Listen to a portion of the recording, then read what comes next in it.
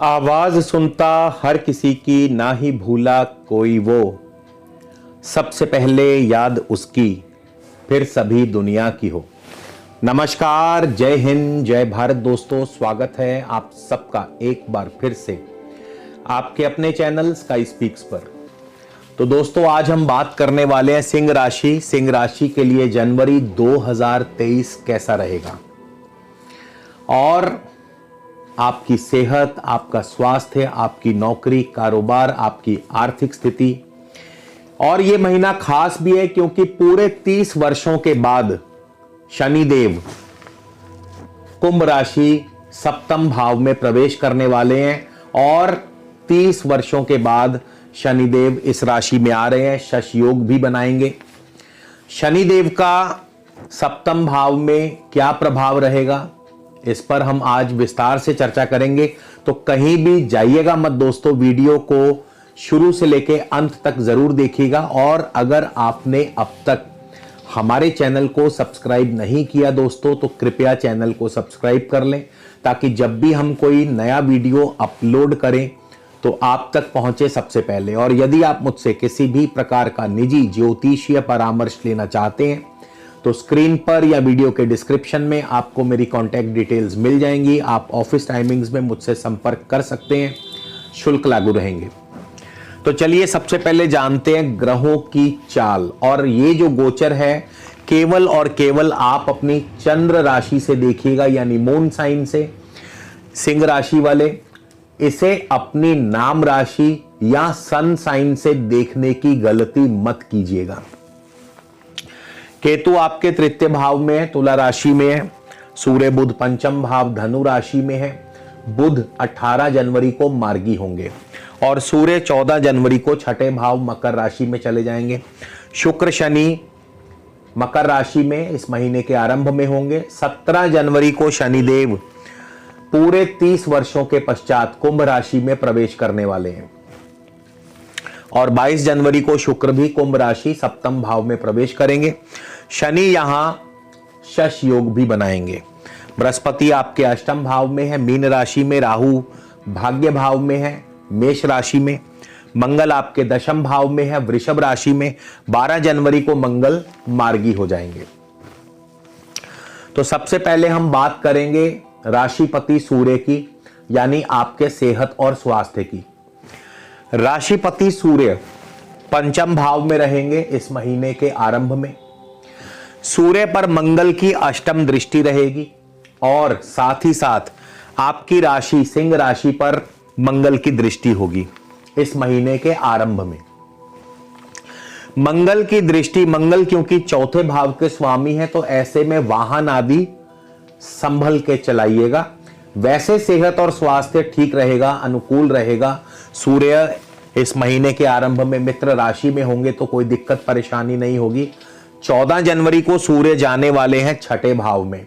यहां पे केवल मात्र 2 या 3 दिनों के लिए, क्योंकि 17 जनवरी तक यहां शनि रहेंगे, तो सूर्य शनि का बहुत मात्र 3 दिनों के लिए यहां युति योग बनेगा।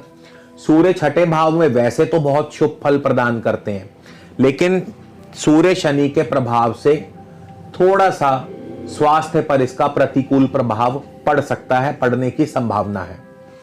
तो सेहत और स्वास्थ्य, और 17 जनवरी को फिर शनि की दृष्टि, शनि और मंगल दोनों की दृष्टि आएगी आपकी राशि सिंह राशि के ऊपर। 17 जनवरी के बाद से सेहत और स्वास्थ्य का ध्यान रखना पड़ेगा। वाहन संभल के चलाइए। शनि के प्रभाव से, शनि की दृष्टि के प्रभाव से सेहत और स्वास्थ्य नासाज रह सकती है, बिगड़ सकती है, और कहीं ना कहीं किसी ना किसी जातक को मानसिक चिंता भी हो सकती है। यह केवल शनि की दृष्टि का प्रभाव रहेगा। आपकी कारोबार की, प्रोफेशन की बात करें तो दशम भाव के स्वामी शुक्र हैं। शुक्र आपके छठे भाव में है।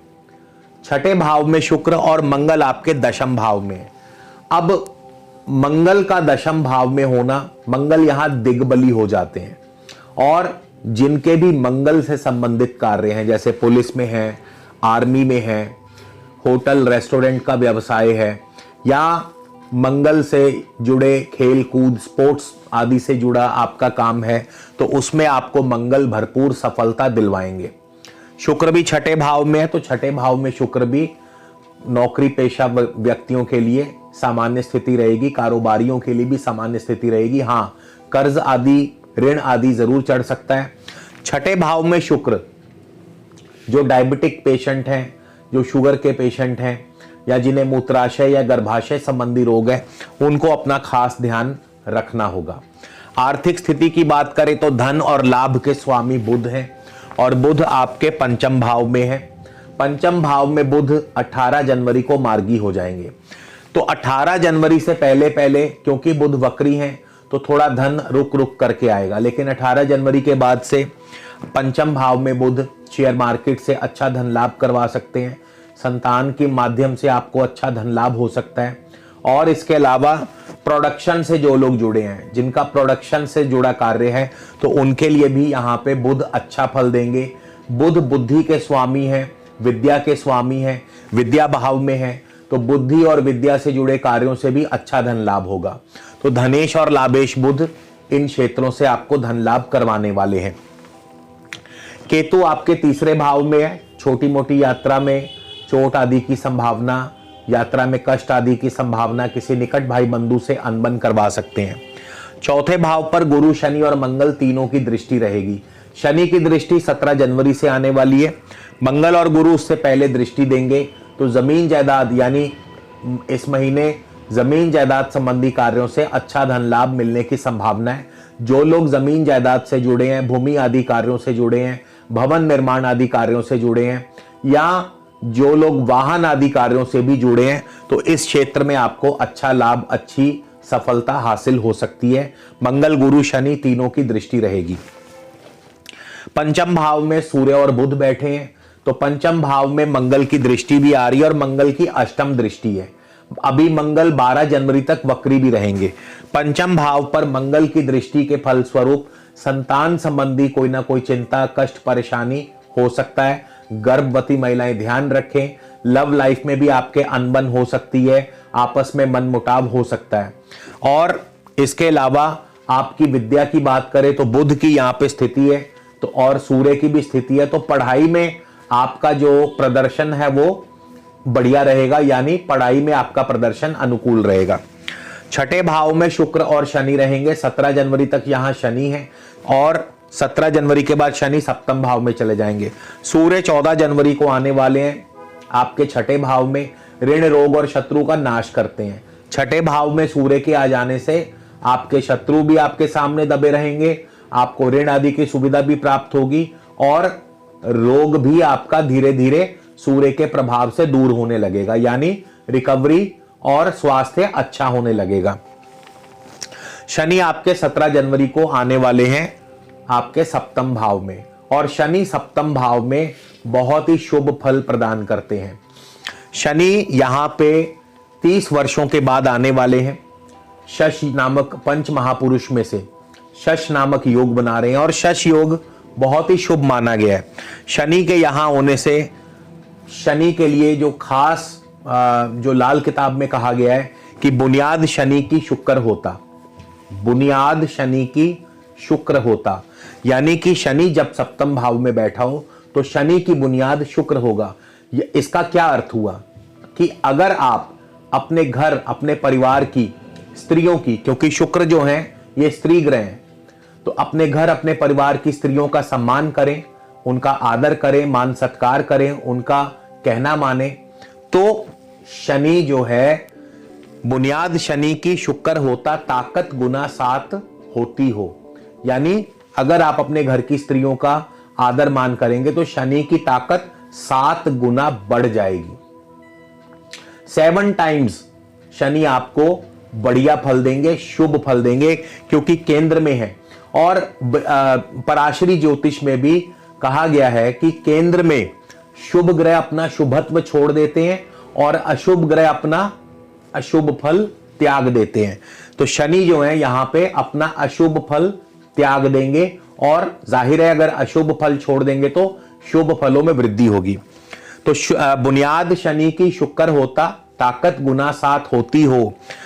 दौलत हुकूमत साथ ले आता, दौलत हुकूमत साथ ले आता, शर्त जागीर ना कोई हो। इसका क्या अर्थ हुआ कि शनि जब भी सप्तम भाव में आएंगे, और ठीक 30 साल के बाद शनि यहां आए, तो शनि जब भी सप्तम भाव में आएंगे दौलत और हुकूमत अपने साथ लेकर के आएंगे। यानी खूब दौलत भी आएगी, पैसा भी आएगा। अगले 2.5 से 3 वर्षों तक शनि यहीं रहने वाले हैं।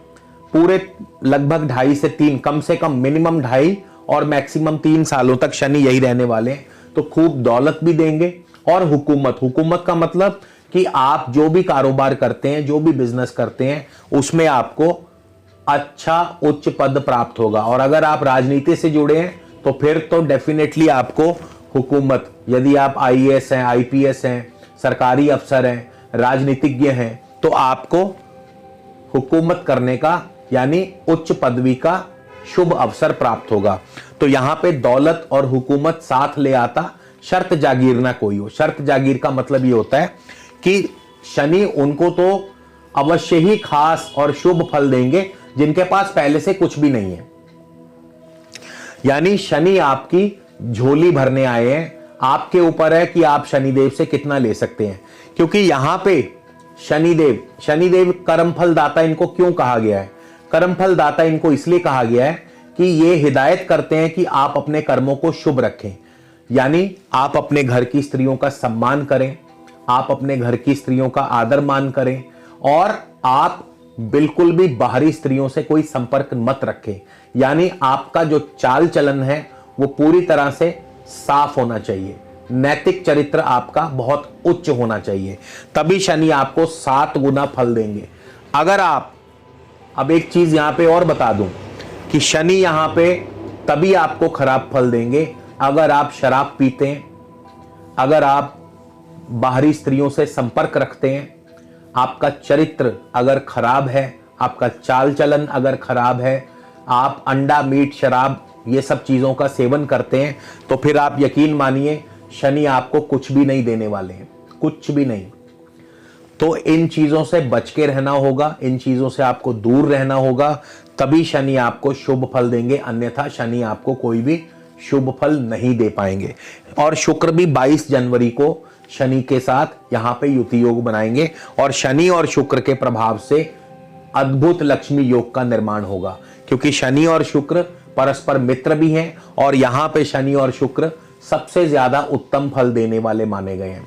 बृहस्पति की बात करें, बृहस्पति अष्टम स्थान में है और अष्टमेश भी है। बृहस्पति अपनी राशि में, स्वराशि में, पंचम और अष्टम के स्वामी बृहस्पति अष्टम भाव में है। अब अष्टमेश का अष्टम में होना आयुष्य की वृद्धि करता है। अष्टम भाव को आयु स्थान भी कहा गया है। तो आयुष्य की वृद्धि, आयु बढ़ती है, यानी यहां पे आपको हर प्रकार से शुभ फल। और बृहस्पति की यहां से दृष्टि देखिए, बृहस्पति आपके 12वें भाव को देख रहे हैं, खर्चों को बढ़ा देंगे, निवेश बढ़ जाएगा, व्यापार में निवेश होगा। और वैसे भी शनि सप्तम भाव में आने वाले हैं, तो सप्तम भाव में एक्सपेंशन होगी, बिजनेस एक्सपेंशन होगी, जमीन जायदाद मिलेगी, जमीन जायदाद में इन्वेस्टमेंट्स होंगी। तो यहां पे बृहस्पति भी इशारा कर रहे हैं खर्च और निवेश का। बृहस्पति की 7वीं दृष्टि होगी धन भाव पर, यानी अब अष्टम भाव अचानक धन दिलाता है, अचानक धन प्राप्त होगा, मृत धन, मरा हुआ धन वापस आएगा, रुका हुआ पैसा वापस आएगा, और इंश्योरेंस क्लेम भी मिल सकता है। और बृहस्पति की चौथे भाव पर दृष्टि होगी, नवम दृष्टि। तो बृहस्पति की नवम दृष्टि चौथे भाव पर, जमीन जायदाद आदि कार्यों से लाभ। इसी तरह शनि की भी दृष्टियां हैं, शनि की भाग्य भाव पर दृष्टि। अब देखिए यहां पे शनि भाग्य भाव पर दृष्टि, यानी अब एक चीज समझ लीजिए, शनि यहां पे कैसा फल देंगे। अभी बहुत लोग कहेंगे कि भाग्य भाव पर, और शनि की दृष्टि खराब करती है। शनि जहां बैठ जाते हैं उसके फल को बढ़ा देते हैं, लेकिन जहां देखते हैं उसके फल को नष्ट कर देते हैं। यहां बैठे हैं तो सप्तम भाव के फलों को बढ़ा देंगे। सप्तम भाव क्या है? बिजनेस का, बिजनेस बढ़ा देंगे, व्यापार की वृद्धि करेंगे। सप्तम भाव ज्वाइंट वेंचर्स का है, साझेदारी का व्यापार, उसमें वृद्धि करेंगे। सप्तम भाव दाम्पत्य का है, यानी घर में कोई ना कोई वैवाहिक या मांगलिक कार्य होंगे। अगर आपका विवाह नहीं हो रहा तो यहां पे विवाह भी करवा देंगे। लेकिन शनि की तृतीय दृष्टि है भाग्य भाव पर, भाग्य साथ नहीं देगा। क्यों नहीं देगा? क्योंकि शनि कर्म फल दाता है। कर्म करोगे तो शनि फल देंगे, सीधी सी बात है। शनि को कर्म फलदाता क्यों कहा गया है कि आप कर्म करोगे तो ही शनि फल देगा।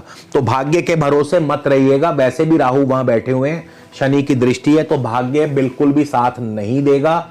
लेकिन अगर आप कर्म करोगे, मेहनत करोगे, तो यकीन मानो शनि आपको 7 गुना ज्यादा फल देंगे।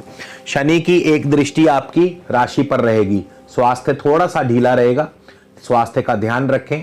और शनि की एक दृष्टि, दशम दृष्टि आपकी जमीन जायदाद चौथे भाव पर रहेगी। तो जमीन जायदाद में क्या होता है, अब देखिए, जमीन जायदाद में जो प्रॉपर्टी का काम करते हैं, मकान जायदाद बनाते हैं, जो भवन निर्माण करते हैं, उनके लिए प्रॉपर्टी बिकेगी तो ही उनको प्रॉफिट होगा। जैसे आप प्रॉपर्टी का काम करते हो या आप कंस्ट्रक्शन का काम करते हो, आपने कोई चीज बनाई है या कोई प्रॉपर्टी ली है, वो प्रॉपर्टी बिकेगी तो ही फायदा होगा ना। तो शनि की दृष्टि यहां पे क्या करेगी, प्रॉपर्टियां बिकवाएगी। और जब प्रॉपर्टी बिकेगी और आप प्रॉपर्टी के काम में हो तो फिर आपको फायदा भी होगा। जाहिर सी बात, आप नुकसान में तो बेचोगे नहीं। तो जमीन जायदाद से आपको फायदा करवाएगी, प्रॉपर्टी बिकेगी तो आपको आपका प्रॉफिट मिलेगा। तो इस तरह से शनि आपको शुभ फल देंगे। और राहु की बात कर लें, राहु नवम भाव में, नवम भाव में राहु कभी भी शुभ फल नहीं देते हैं। पिता पक्ष की तरफ से चिंता परेशानी बनाए रखते हैं, यात्रा आदि में कष्ट देते हैं। विदेश, हाँ, विदेश यात्रा करवा सकते हैं, विदेश जाने का अवसर आपको प्राप्त हो सकता है। चाहे आप घूमने फिरने के लिए जाएं, बिजनेस के लिए जाएं या फॉरेन सेटलमेंट के लिए जाएं, तो राहु विदेश यात्रा करवा देते हैं। भाग्य साथ नहीं दे पाएगा तो भाग्य के भरोसे नहीं, कर्म के भरोसे रहें। कर्म करते रहें, शनि अपने आप फल देते रहेंगे। मंगल की बात हम कर चुके हैं और अन्य सब चीजों पर विचार कर लिया है। अब बात करते हैं उपाय क्या करना होगा। तो मेरे ख्याल से इस महीने ज्यादा कुछ है नहीं है उपाय के लिए। हाँ, केतु का और राहु का उपाय आप कर सकते हैं। राहु भाग्य भाव में, केतु तृतीय भाव में, इनका उपाय कर सकते हैं। तो इसके लिए सबसे उत्तम, सबसे सर्वोत्तम उपाय, गौ सेवा करें, जितनी हो सके रोज करें। हर मंगलवार, हर शुक्रवार करते रहें गौ सेवा। यानी आपके आसपास गौएं हो या गौशाला हो, वहां जाइए और अपनी सामर्थ्य अनुसार गौ माता को जो भी आपका श्रद्धा भाव है, रोटी वगैरह डालते रहें। तो इससे क्या होगा, राहु केतु तो शांत होंगे ही होंगे, शनि का भी 7 गुना फल शुभ हो जाएगा।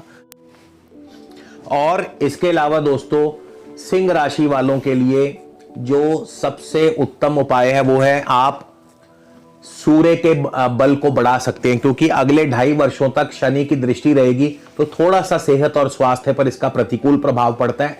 तो ऐसे में आप सूर्य के बल को बढ़ा सकते हैं। और सूर्य के बल को बढ़ाने के लिए आप रोजाना चाहे तो सूर्य देव का पाठ करें, सूर्य मंत्र का जाप करें, ओम सूर्याय नमः का जाप करें, या फिर आप सूर्य का रत्न भी धारण कर सकते हैं। और सूर्य का रत्न है माणिक्य, रूबी। आप सोने में, गोल्ड में या तांबे में, आप दाएं हाथ की, अगर पुरुष है तो दाएं हाथ की रिंग फिंगर में, और यदि आप महिला हैं तो बाएं हाथ की रिंग फिंगर में आप रूबी रत्न यानी माणिक रत्न 5.25 या 6.25 रत्ती का धारण कर सकते हैं। तो ये था सिंह राशि वालों के लिए जनवरी 2023 का राशिफल।